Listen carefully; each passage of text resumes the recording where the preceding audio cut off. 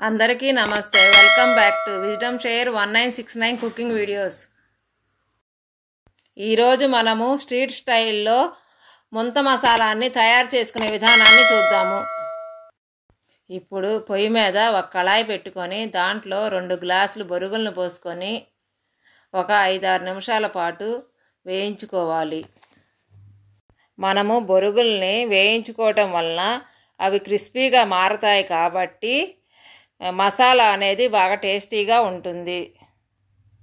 ఇప్పుడు మనం వేయించుకున్న బొరుగులన్నీ ఒక గిన్నెలో పోసుకొని ఇదే కళాయిలో ఒక అరకప్పు పల్లీలని వేయించుకుందాము. ఎందుకనంటే పల్లీలను వేయించుకోవటం వలన పచ్చివాసన అనేది రాకుండా ఉంటుంది. ఇప్పుడు వేయించుకున్న పల్లీలన్నింటినీ పక్కన పెట్టుకొని ఇదే కళాయిలో అరకప్పు పుట్నాల పప్పును కూడా వేయించుకుందాము.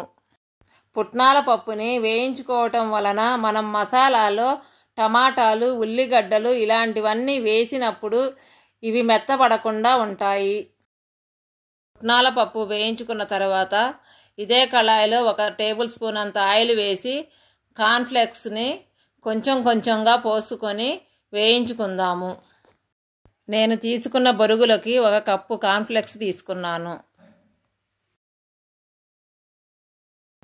ఇప్పుడు మనం వేయించుకున్న బొరుగుల్లోకి వేయించుకున్న పల్లీలు, వేయించుకున్న పుట్నాల పప్పు, వేయించుకున్న కార్న్ఫ్లేక్స్, సన్నగా తరిగిన 2 టమాటాలు, 1/2 కప్పు క్యారెట్ తురుము, కొంచెం కరివేపాకు, కొంచెం కొత్తిమీర, 1/2 స్పూన్ కారం, 1/2 స్పూన్ సాల్టు, 1/2 స్పూన్ జీరా పౌడరు, 1/2 స్పూను ధనియాల powder, 1/2 spoon chaat masala, 1/2 spoon garam masala, సన్నగా తొరిగిన ఒక 5-6 పచ్చిమిరకాయలు, సన్నగా తొరిగిన కప్పు ఆనియను, 1/2 స్పూను పసుపు, 1 అరచిప్ప నిమ్మరసము పోసుకోవాలి.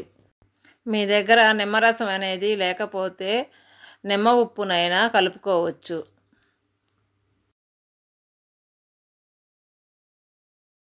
ఇప్పుడు వీటన్నింటినీ బాగా కలుపుకోవాలి.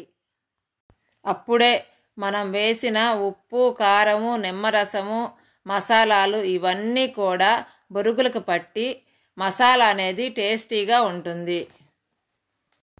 ఒకసారి బాగా కలుపుకున్న తర్వాత మరలా 1/2 స్పూను కారము, 1/2 స్పూను ఉప్పు వేసి బాగా కలుపుకోవాలి. ఇప్పుడు ఒక పేపర్ తీసుకొని ముంత మసాలా పోసుకునే విధముగా పేపర్ని చుట్టుకొని దాంట్లో మనం తయారు చేసుకున్న ముంత మసాలాని పోసుకొని ఇప్పుడు దీంట్లో కొంచెం కొత్తిమీర, కొంచెం నిమ్మరసము వేసుకొని తిని చూద్దాము. చాలా బాగుందండి. Thank you for watching. మీకు మా వీడియో నచ్చినట్లయితే please like, share, subscribe and click the bell icon.